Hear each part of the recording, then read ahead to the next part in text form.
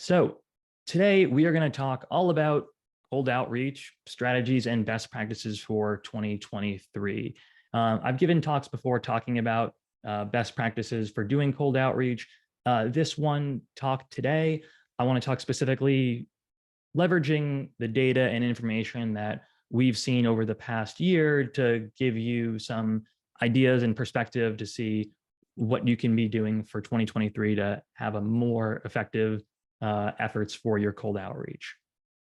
So one thing I want to just throw out our first poll, just seeing where everyone is joining from today. And the first poll is asking, where are you joining from? It's going to open, I'm going to open up this poll. It's going to launch on your screen right now. And I'm throwing that out there, and I'll close it in just a few seconds. And if you see on your screen, the poll thing, widget, whatever, should be on your screen so you can fill that, just whatever, submit that. All right. Cool. And I'm going to close this down in 3, 2, 1. All right, if you missed out in the poll, I'm sorry. So where we have people joining from, bunch in North America, some Europe, Asia, no one from Antarctica this time. And I guess no one from Australia this time, probably because it is very early in Australia. I apologize for that. I'm doing the best I can in terms of finding time zones that work for everybody, or most people as we can do that. So real quick, as we kind of get into the meat of what we're going to be talking about today, who is this unqualified person speaking to you today about cold outreach? My name is Andy Cabasso. I'm a co-founder here at Postaga. I also manage a team that does cold outreach every day for ourselves as well as for clients. And back in the day before this, I used to run a digital agency, and that was acquired back in 2016. And then before that, I was a lawyer, and not doing that anymore. So that's just a bit about me. So today we're going to be talking about a few different topics and relating them to my recommendations for what you should be thinking about for these for the next year.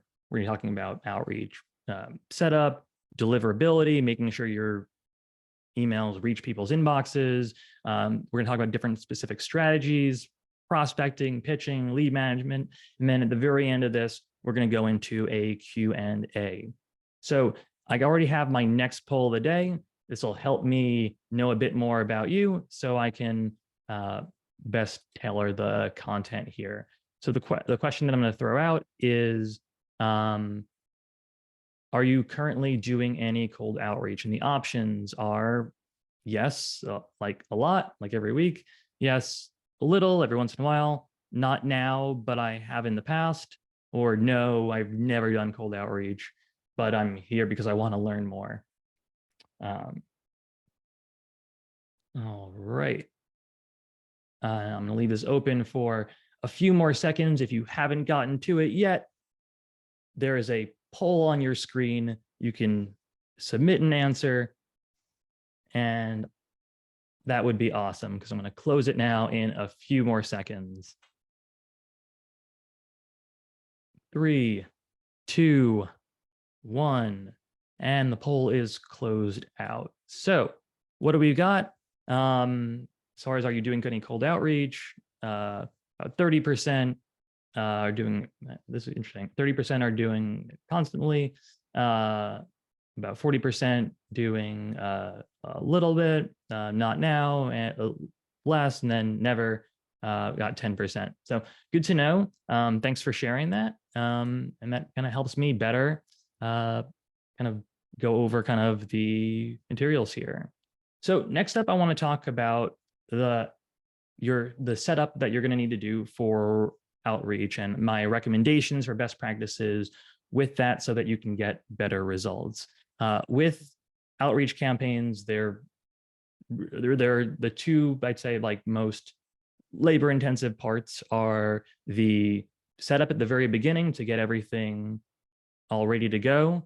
And then there's the actual part of the campaigns. I think of them as two kind of distinct pieces. And with outreach setup, the main things that we have to do are we have to set up domains and email addresses. We have to warm them up to make sure that our emails will reach people's inboxes. And it really is all in the preparation. There are big differences we've seen in deliverability between people who take the right steps at the beginning compared to people who don't.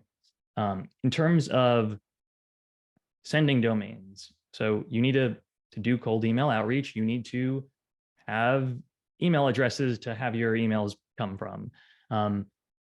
Options are, well, I guess one question that I get a lot is, can I just use my regular business email address?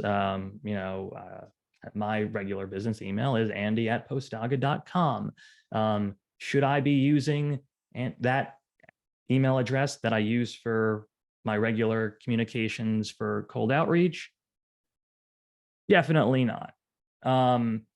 In particular, I would recommend either using an alternate domain or a subdomain. So I might use at Postaga, if my main domain is postaga.com, I might use postaga.net, or a subdomain instead of postaga.com using m.postaga.com or outreach.postaga.com. And the reason for this is, as a just overall best practice, there is a chance that if I'm sending a ton of emails indiscriminately, and my emails are, let's say, either bouncing because I'm not verifying the email addresses for the recipients, or I'm getting marked as spam, that can affect my main email, and my regular business correspondence emails will end up in people's spam folders, which obviously you don't want to happen. So just as a protection best practice measure, I would definitely recommend not using your main business email for outreach. I know some people also do free email addresses. They set them up with like Gmail or Outlook. I personally don't recommend those, and we'll talk like a little bit more about these. But here are the kind of the examples that I was talking about. Like if you have a .com, you can get a .co or a .net, .app, or some other ideas are like goyourbrand.com or get your brand or your brand app. They're just sort of a bunch of different permutations that you could use if you're trying to figure out ideas, because that's all that's like available, let's say. Can you use a regular Gmail or Outlook email? I personally, like I said, don't recommend that. In particular, I on the receiving end, I get emails every day from people just cold emailing, pitching who knows what, from guest posts to something lead generation-y. Today, actually, I just got a cold email from an office cleaning service company. Okay. And like the emails that I see coming from Gmails, like, especially they're like usually like random Gmails with like numbers in them, and it just looks spammy, and so I don't trust it. And so coming from a branded domain, I can tell at the like, even if it's not their main domain, I could like, you can tell like this is more legit. They put effort into it. So I just don't recommend those. But you can use a Google Business or an Office 365 or Zoho for setting up your cold outreach emails. a question that I get also is like, is there a difference in deliverability between them? A slight difference, yes. We have seen that interestingly, Outlook has a slightly better, like all else being equal, if I sent the same exact emails from the same domains, I would see a slightly better deliverability rate from Outlook compared to Google or Zoho. So I think that was kind of interesting for us to learn and us experimenting with that. How many email addresses should you use? It depends entirely on volume, but you can use like multiple email addresses at multiple domains. And you may want to kind of do the math, to be thinking like, how many emails am I going to be sending per day? And that being said, like if my goal is to send, I don't know, if my goal is to send 500 emails a day, and I want to send 40 to 50 emails a day from each email address, then I need this many email addresses. And so that's kind of like, I would do the math and kind of figure out what kind of like makes the most sense for that. So with this in particular, I usually recommend getting multiple domains, and you can use several email addresses at each domain. But in terms of big picture, especially if you're doing a lot of volume, you want to best protect your domains.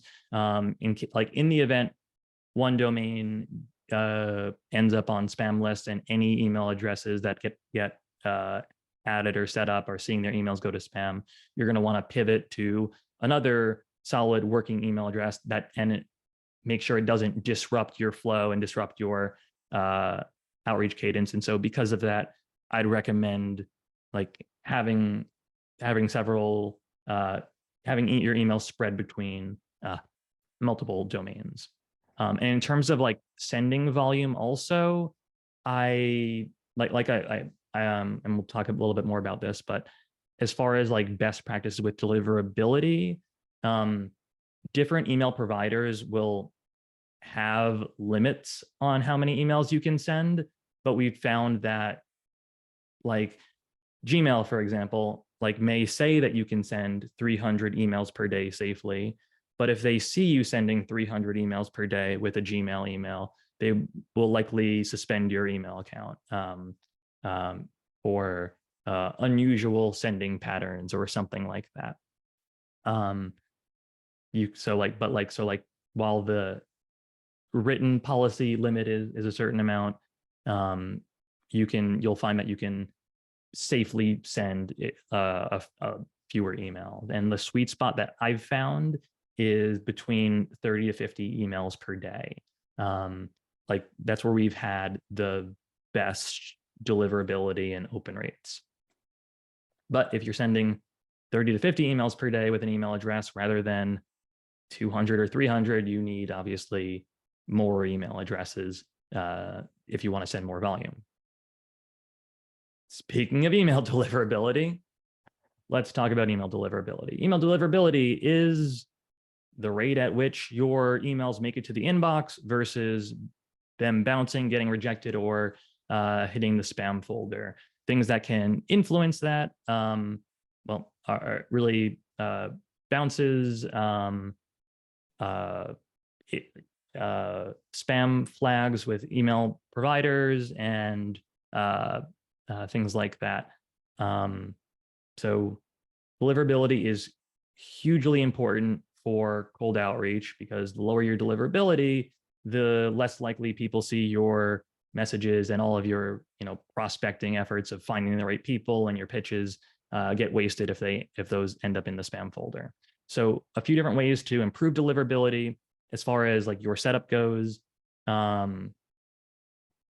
Authentication is important. Setting up SPF, DKIM, and DMarc records basically tell the internet that emails coming from you at that email address is a legit message.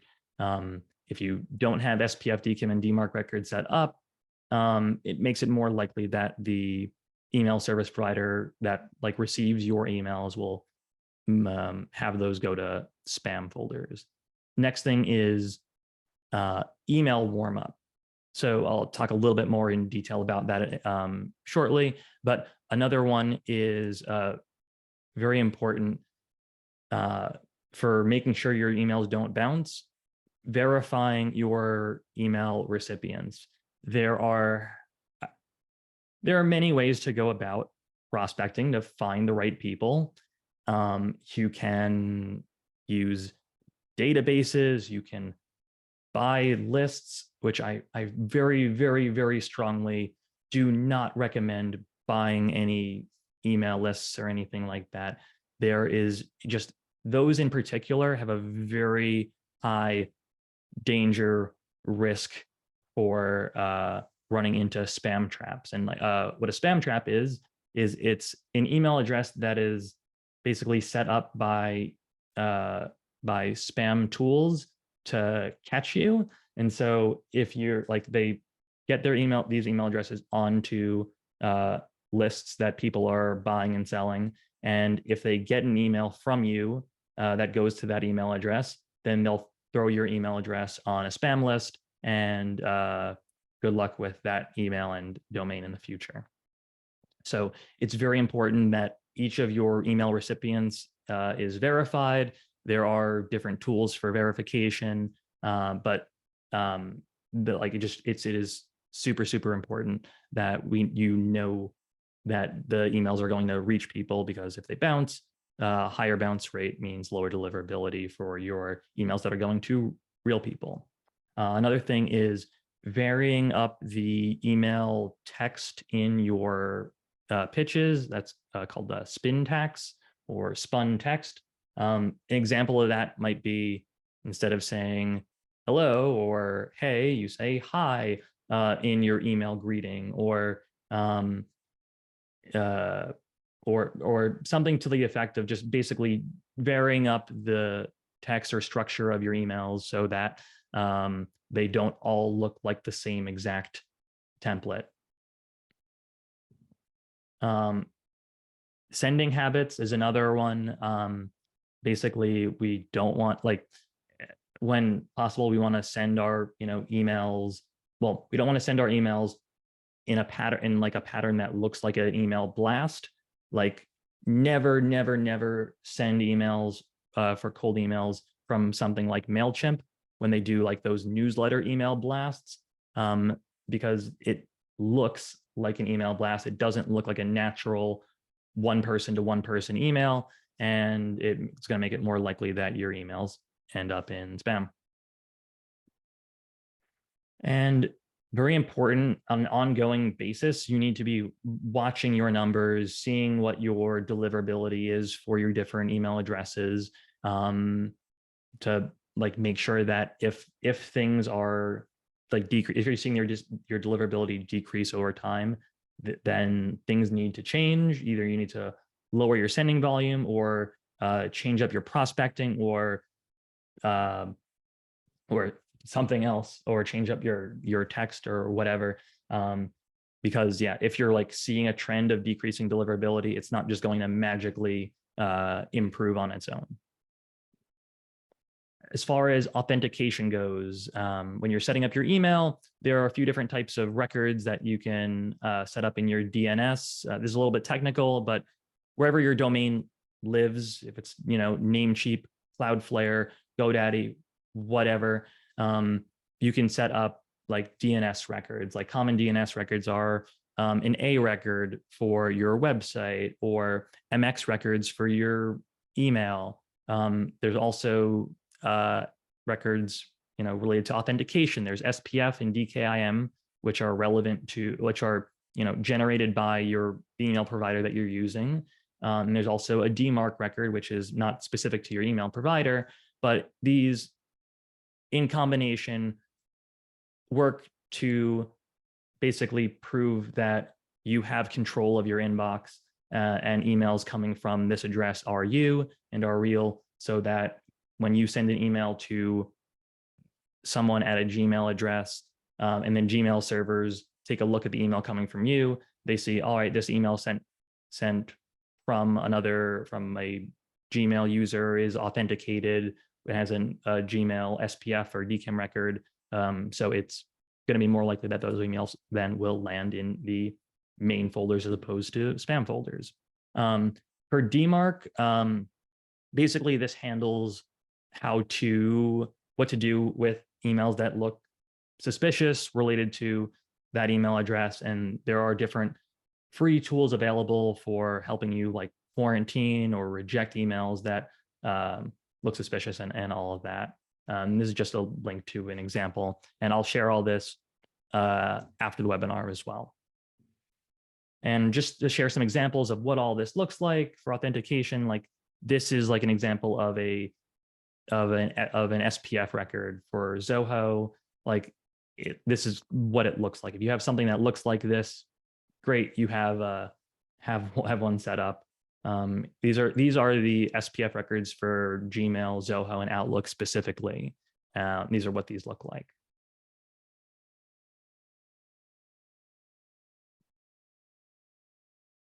For authentication, whatever all this is, these are DKIM records. These are generated by your email provider, and they also help with authentication. And so like if you see like, yeah, K equal like a big wall of text in a record, it says like K equals RSA or V equals DKIM or something like that, that is a DKIM record. What else? DMarc, there are different ones like, you know, P equals reject or quarantine or something like that. And that is your that handles your either rejection or quarantining emails sent to you that like look suspicious. Next thing, email warmup.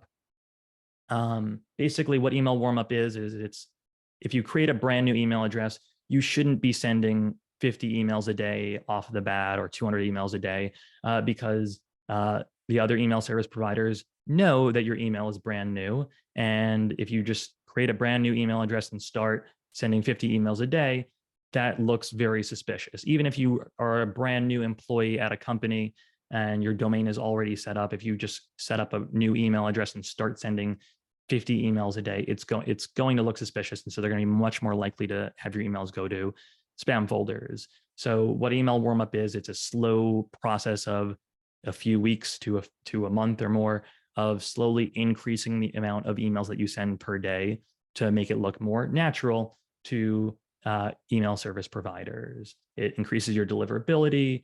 And yeah, as far as like length of time of how people do it, some people do it for as little as 2 weeks. And I've also seen as much as 2 months. Typically, I do email warmup for a month for any new email addresses and domains that I'm setting up.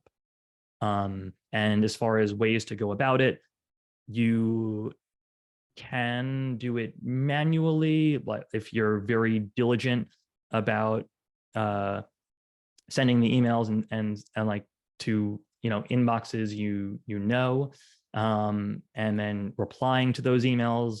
And if any of those emails are going to categories or spam folders, you manually move them out. Or there's also email warmup software we use, and we also built one called Boxword, which basically you connect your email and click a warmup routine, and it'll magically send an increasing amount of emails to other inboxes that are in our network, and reply to those emails and have conversations with real text. And over time, that improves your deliverability. Email verification, I can't say this enough. Make sure that any email addresses that you're sending to are to verified, legit emails, because the more your emails bounce, the worse your deliverability will be.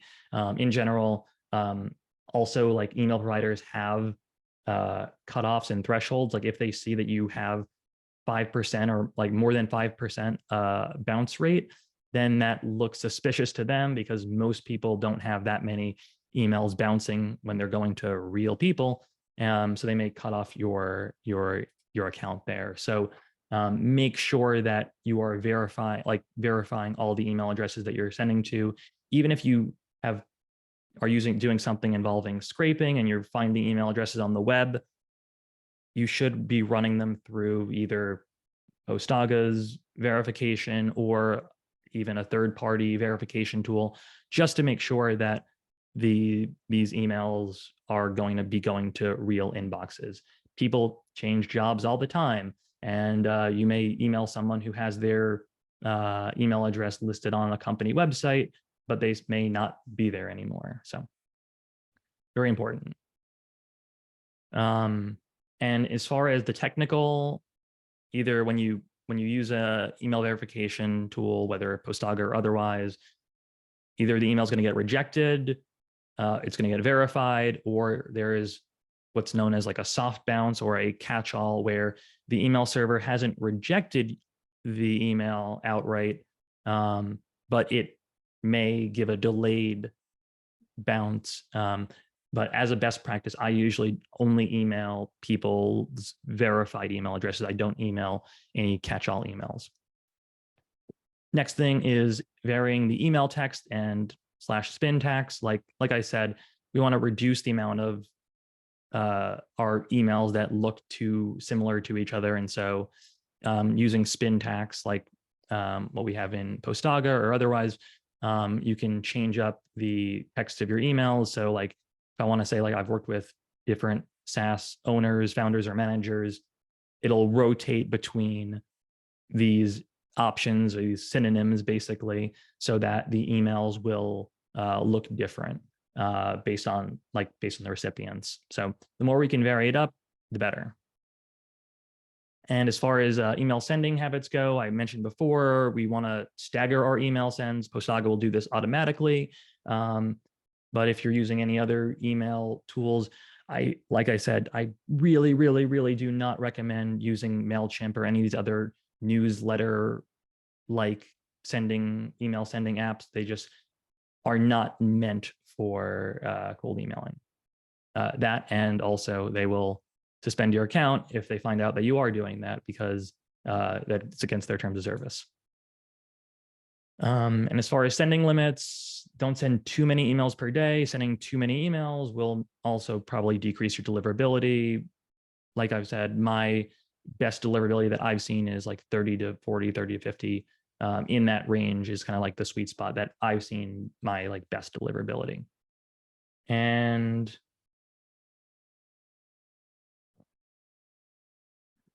what I've seen, like 95% as a baseline or more is good deliverability. If it's lower, you may have your emails going to spam or just have a lot of bounces.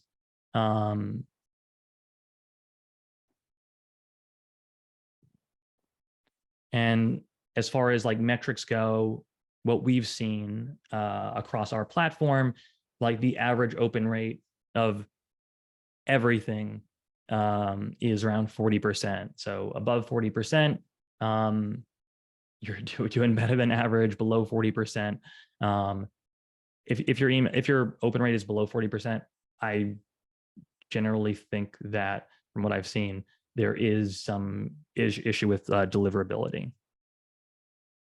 And it's either deliverability or prospecting, possibly, if you're just finding like just the wrong people.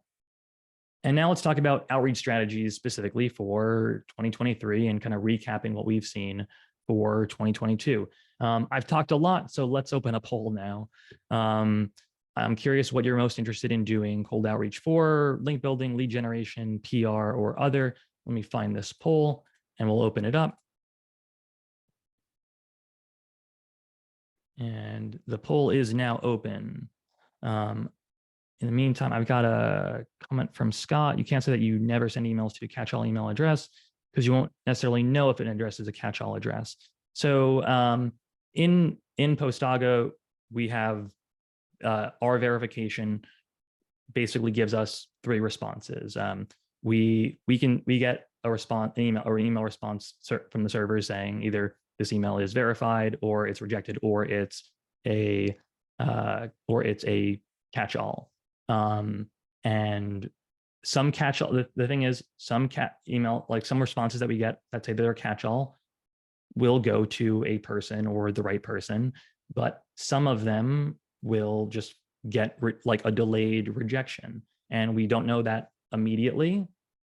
But just as a like best practice, if I don't send to anyone that we're seeing a response of a catch-all from email servers. It's not for me, just not worth the risk. All right. Can you select two options? I think we're just, it's single choice, unfortunately. So pick the one that you're most interested in. And I'm going to close this out now. And it looks like lead generation is the big winner. Link building is 14%, lead generation is 79%, and PR is 7%. All right, let's move on.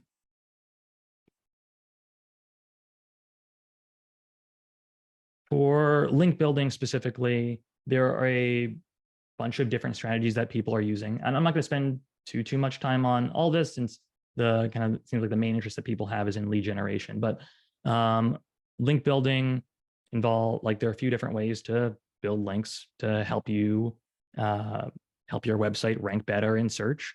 One of them, probably the most popular one, is guest posting, where you reach out to websites to ask them if you can write a blog article on their website, and in that article get a link back to your own website. It's probably the most popular because it's the most reliable, and we're still seeing that it ends up being the most reliable. The only drawback is that it involves more work, and that if you have to find new blogs to be writing guest posts for, that takes time, but also you have to spend the time and money possibly if you're outsourcing to creating content for those sites that they will publish. For link outreach, which is basically just an umbrella term I'm going to use for any sort of outreach to other websites to ask them to link to your content. There is the kind of one popular strategy is the skyscraper technique, which involves basically where you reach out to other bloggers, where in an article they have linked to another competitor's article on the same topic as something that you've written about, and you reach out to those blogs to ask them to link to your content instead of the other person's content. I have seen a just overall decreased effectiveness of this approach over the past few years in particular. And yeah, in this last year, it's just less and less effective because all of the top blogs have seen this. It's a strategy that a lot of people have used, and a lot of people are using, unfortunately, with content that is not very good. And so reaching out to a blog to ask them to link to their content when their content isn't better, it's not necessarily effective.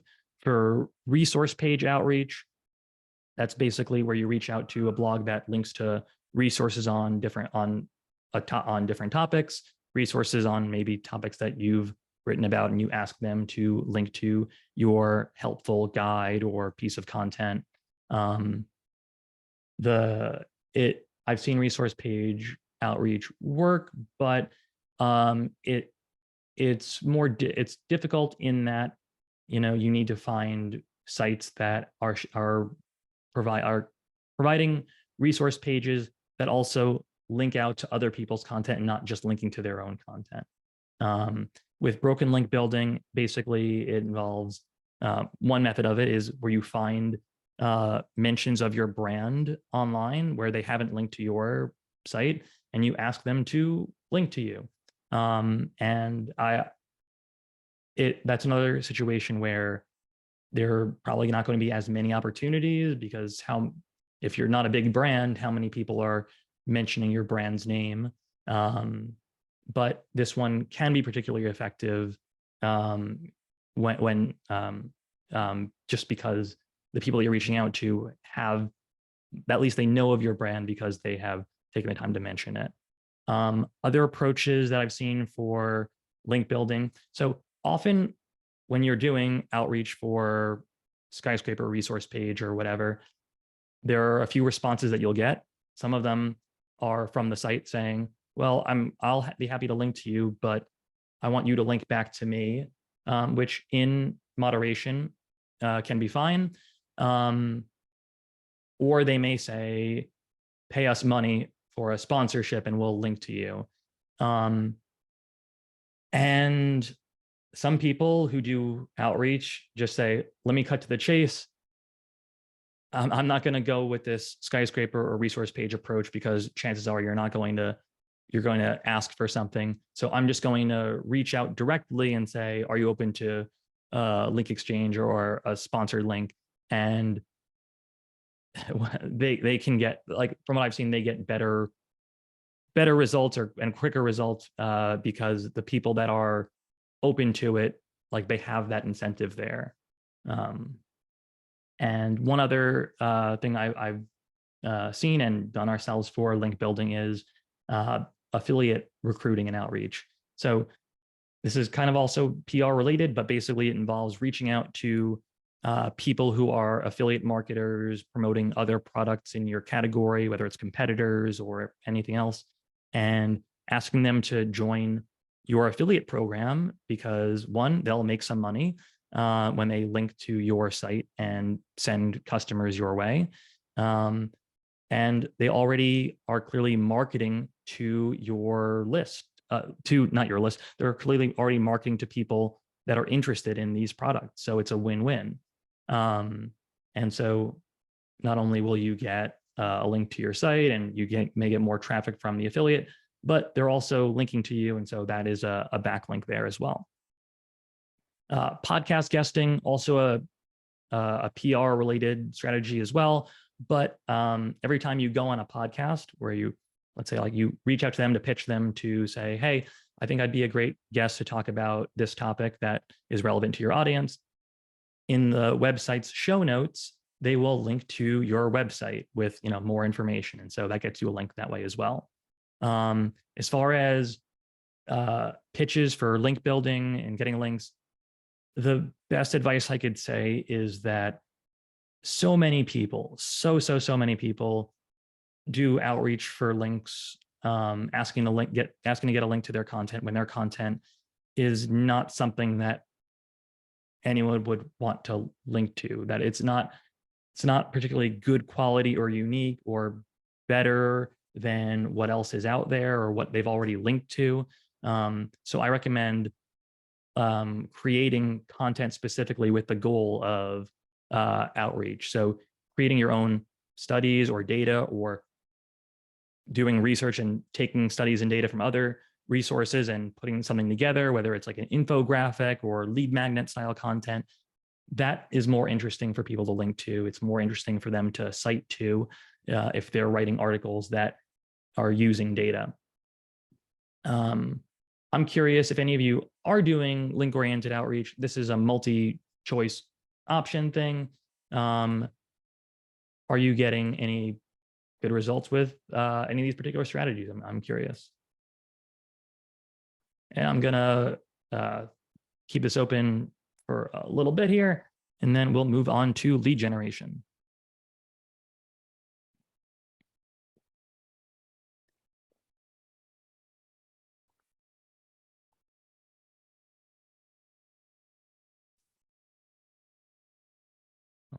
Right, and I'll give it 10 more seconds and we'll close it out.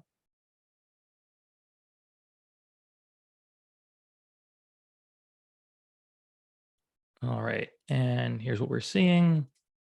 Guest posting, definitely I see is most effective.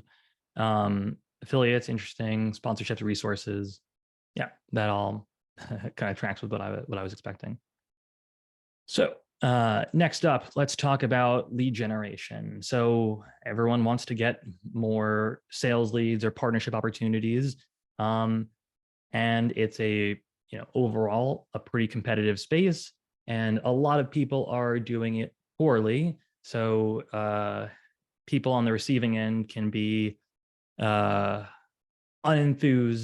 about pitches, and so it's very important that your pitching for lead generation is very targeted with your prospecting and also stands out in the inbox. There's huge upside potential if you get it right, because it means more customers and it's very scalable. But like I said, there's a lot of noise out there. I mean, I get cold emails every single day from someone trying to make a sale. Often it's just not very relevant to me, and it takes more time out of my day to go through my inbox. And so that's what it's like for business owners. And so when they see an email from someone they don't know that has, let's face it, there are a lot of lead generation style emails have a very similar look or template to them, and you like within like an instant your gut reaction is, oh, that's not relevant, or delete without reading anything further. And so there are like two aspects, or I guess a few aspects to lead generation that are important. One is that I've seen people get very discouraged with doing lead generation, where they reach out to 50 or 100 people and get either 0 or 1 replies. And that's because lead generation is partially a numbers game, but also what's very important to it is the targeting that you're doing and the personalization for the individuals. If your email looks like it could be applicable to anybody and not just specifically the person you're reaching out to, it's going to be more likely they're going to delete the email, because they're going to be thinking, all right, well, you're just spraying and praying and hoping that you get a response. But that makes me think that you don't really know about my business or anything like that. If this is something that you're doing in-house, I recommend that this is part of someone's role on your team. It's not something that you really should be doing just casually whenever you have a chance, because you're just not going to get the best results from that. And like I said, unique pitch and value, providing value is a must.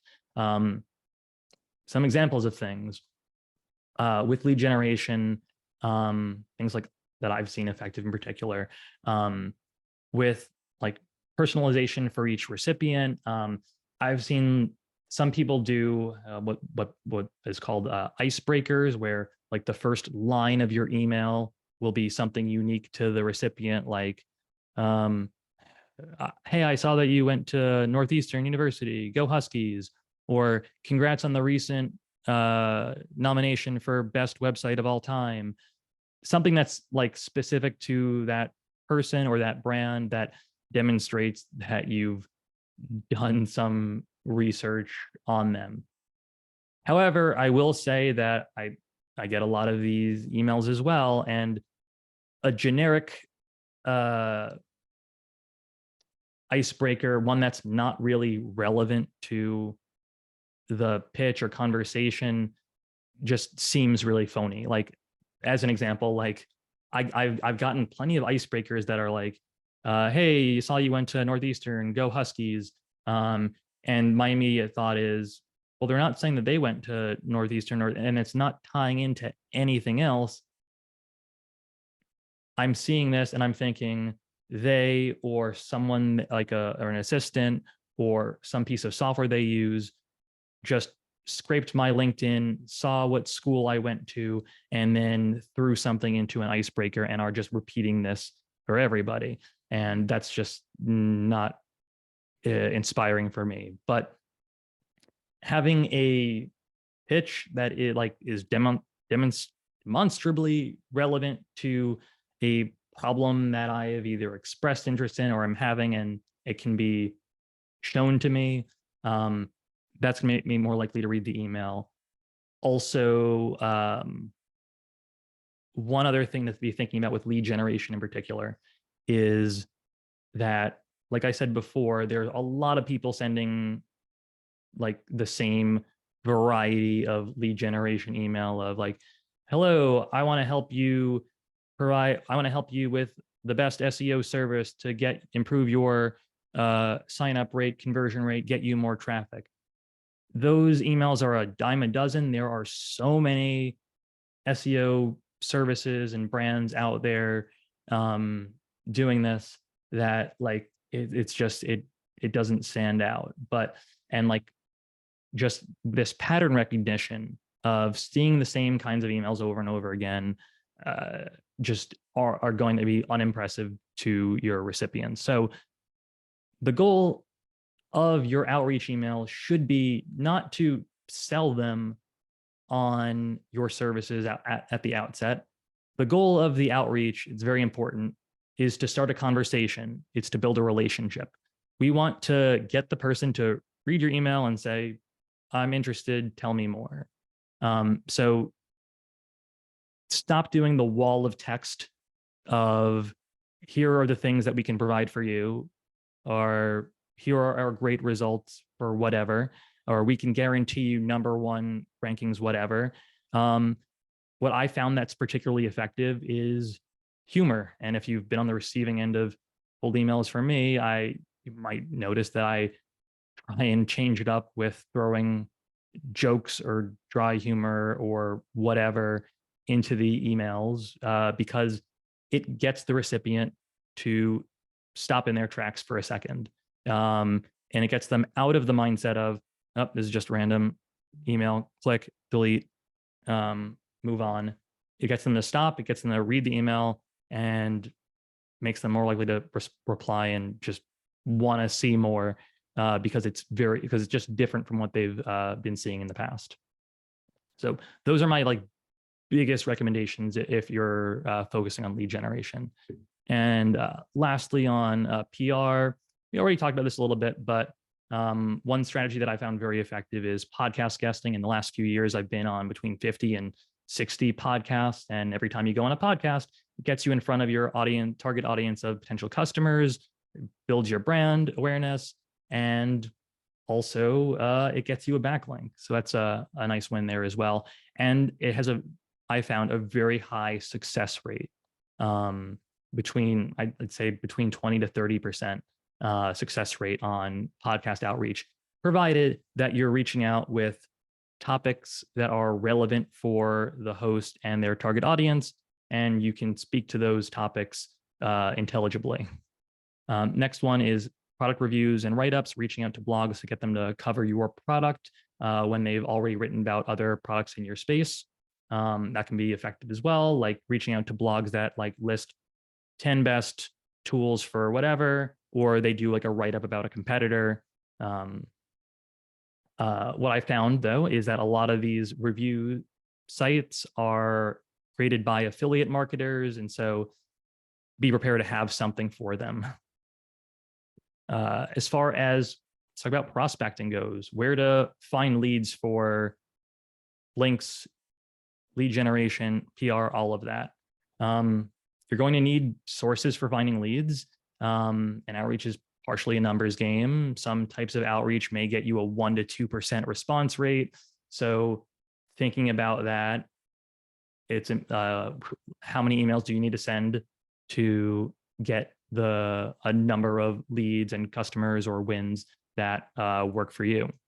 For link building, my go-to tools, I use Postaga, and I personally use Postaga and Ahrefs for my link building prospecting.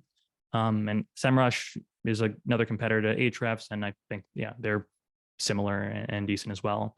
For sales leads, lead generation sort of leads at volume, I find Postaga is good for specifically for like brick and mortar businesses that are like location oriented. If you want to do like scraping databases. I personally have used, and I like Hexamatic. You can do manual prospecting with LinkedIn, or there are also like databases like LeadFuse is an example of one. For PR leads, SparkToro is a good one. Postaga also, and LinkedIn. For some PR stuff, you may want to manually look through LinkedIn. We're getting more leads. How to continually be getting more leads. Important thing is to kind of build a system out. So for prospecting, what does that look like? In-house, you may want to have a dedicated role. For someone to be focusing on prospecting and looking for leads to help you really scale it. And either have like a VA or team member be their job to find leads, but also if you're doing like icebreakers, but like for finding and like creating like personalized content. Speaking of that, information that you might want to include in your collect when you're doing your prospecting, including in your pitch. Obviously, you want to know the person's name, their company name. If you're doing link building outreach, you want the link to whatever content of theirs you're reaching out about. For podcasts, you want to have some ideas of episode topics relevant to their podcast. And one other thing that's I found pretty effective is something personal, specific to the contact or the company that shows that you've done their research, but not in a way like I mentioned before, like that sort of cheesy, sort of icebreakery way, but something that like demonstrates that you know a bit about them and you know maybe like an issue or challenge that they've faced. Like I got as someone who's received cold emails all the time, like one that I thought was very effective was I got a cold email from someone who had watched a YouTube video that I did and made references to it. And I thought, oh, wow, this person actually did take the time to check it out. And so I'm going to be more likely to give them my time because of the effort that they put in there. For pitching, how to write a good pitch. First, I kind of said before, like think about the goal and let's work our way backwards. What are you hoping to get from this? Realize that you're most likely not going to get to the end goal from one email. You're not going to make your sale from the first email. The goal of the email is to start a conversation, build a relationship, not complete the transaction. And then think about from the perspective of the person you're emailing. What are they getting out of this?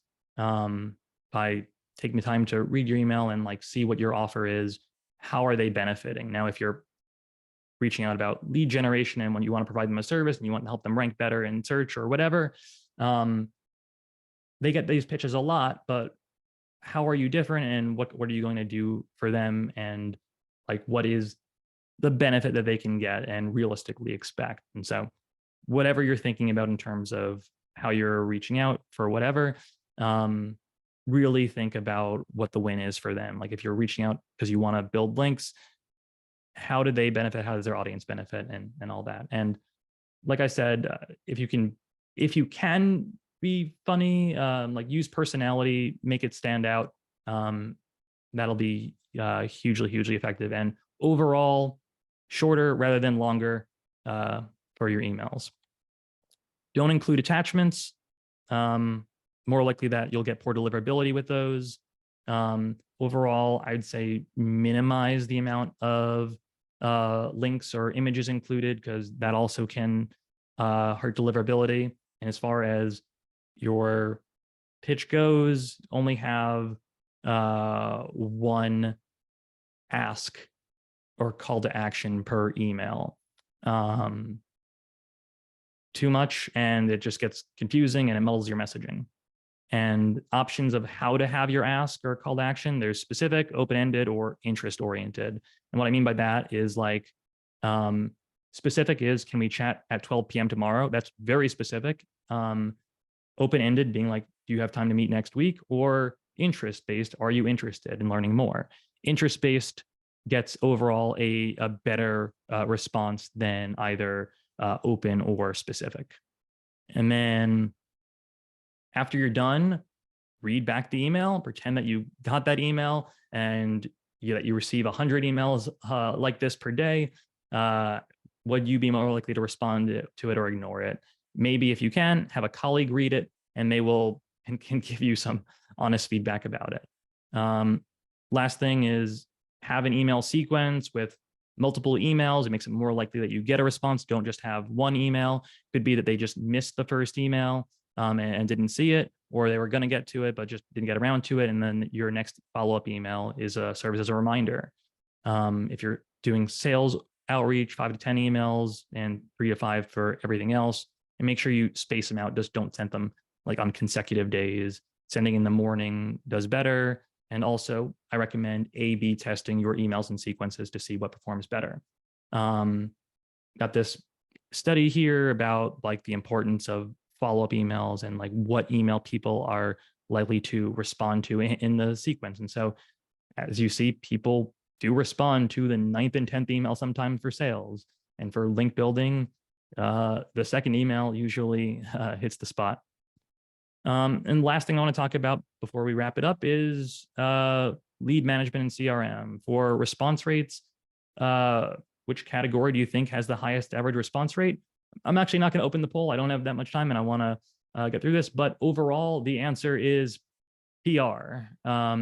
Link building and what we've seen is like the average response rates, according to a study, are between 7 to 17%. 7% if there's no personalization, 17% if there is personalization. I don't trust that study, to be honest, because from what I've seen with data, there were like the average response rates on different people are typically between, I'd say, 3 to 5%, depending on like what kind of outreach you're doing for.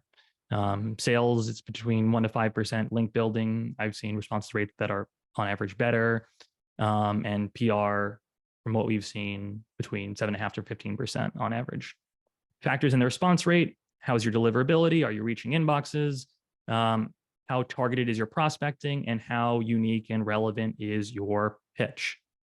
Common outreach responses. One thing that I would actually recommend is that for your prepare for these different outreach responses. People can say something like, tell me more, no thanks, unsubscribe me, let me loop in someone else, but have canned and saved replies ready to go. It'll make overall your processes much easier rather than having to create unique responses for each of these. Common responses that we see for link building, and I anticipate it'll continue in the future: I'll link to you if you link to me, pay me money, or I can't give you this, but you can write a guest post. And so if you're doing link building outreach, that's what I would just expect that. Other common responses in sales, either follow up with me after a certain date, or not interested right now, or let me loop in someone else, or I've gotten this a lot, a response of, what do you do? After I kind of just had a few previous emails saying what we did. But and also, do you have any materials to share? So these are some things that I would make sure I'd be prepared for, so that I can, that if I get these responses, I can just be ready to go with a response really quick.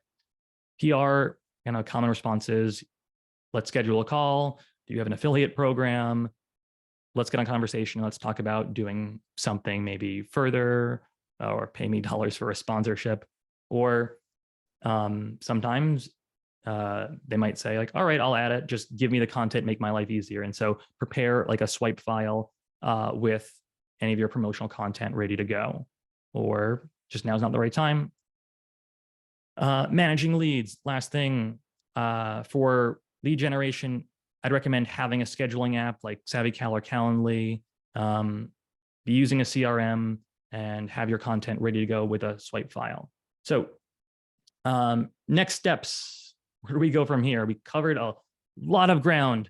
What I'd say is, I guess, if you have any questions, we are always here to help. If you want to brainstorm different ideas, we also have a weekly, most weekly office hours call every Friday at 12 noon Eastern, where we can brainstorm different outreach ideas for you and your business. Or if you want to see a demo of our outreach platform, we're happy for that. Or if you're interested in outreach yourself, but just don't have the time to do it, we offer a done for you outreach service as well. And kind of as we're in the last weeks of the year now, one thing that like I think I'm looking into a lot is like my software subscriptions, because as I may want to reinvest in the business or lower our taxes and save some money, I can do that by paying for annual plans of the things I'm already using. So like I've annual plans for our like hosting or our email marketing and things like that. That I've been doing that for years. So if this is something that you're interested in thinking about, we have annual plans of the Postaga software. And also, if you're, like I mentioned, if you don't have the time but are interested in cold outreach, we can help with that.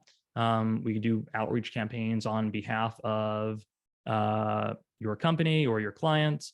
We also can do we can do outreach for link building, guest posting, affiliate recruiting, and also sales lead generation, depending on the type of business. We don't work with everyone, but feel free to get in touch and we can see if we might be a good fit for you. So last poll of the day, do you want us to follow up with you after this webinar? Just throw in, I got it open right now, yes or no. And if so, you'll hear from us shortly after this webinar. All right. And I'm going to keep this open for just a few more seconds. So if you haven't submitted an answer for this poll yet, please do so right now. I'm going to close it in 10 seconds.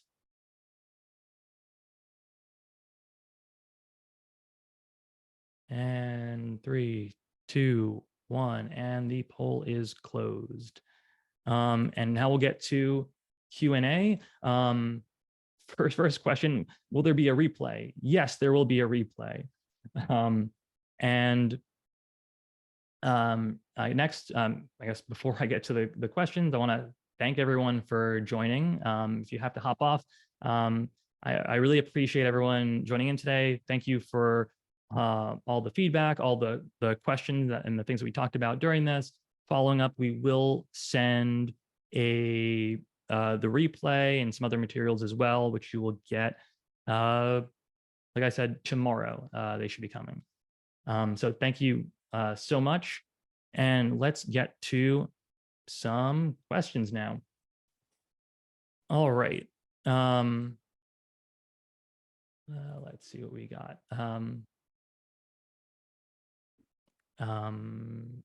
What out for my, I guess, as far as emails go, can I use the main domain for other people on my team?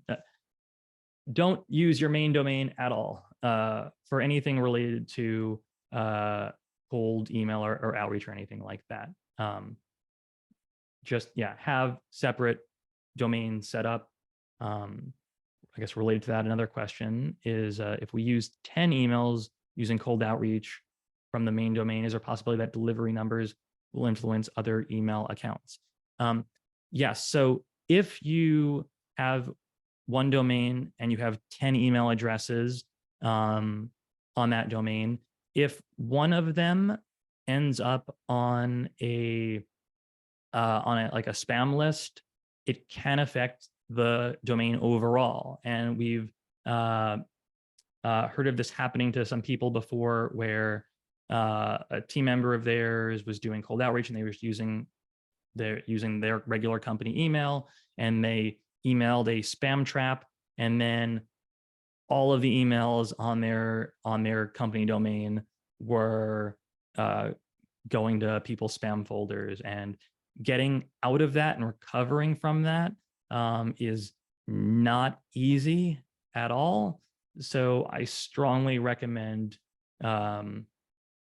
using multiple email domains and multiple email addresses to kind of best best prepare there. All right. Some people also recommend, let's see. We talked about catch-all emails. Let's see. Got a recommendation for contact out for email database. Apollo, another recommendation for contact databases. All right, I would say that if you're using databases for emails, I would absolutely recommend running them through a verifier to make sure that like the emails are current and are definitely working, because I have seen with some databases, the data can be out of date and emails may not be current.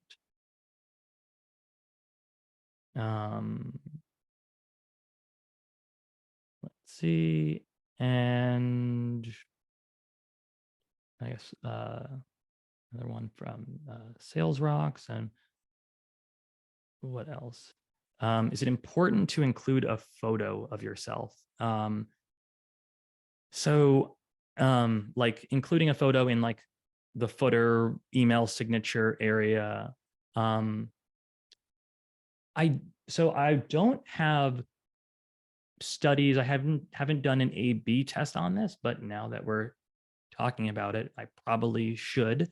So I personally, I do include like an email signature for my cold emails that includes a photo with like my email information and stuff. I think it looks more professional and comes across that way much more so than just a cold email with that's entirely plain text and you're not really sure like if this is from like a real human being. That is, I'll say, like an opinion and not based on data. But John, you are inspiring me to probably do an A/B test on this and see what kind of information or data we get from that. So thank you. I appreciate that. With that, we're going to wrap things up. So thank you all for joining today. I really appreciate the questions. Thank you so much. This has been a lot of fun. Following up, you'll be hearing from me with the recording and some other materials as well. So thanks so much, everyone. I'll catch y'all later.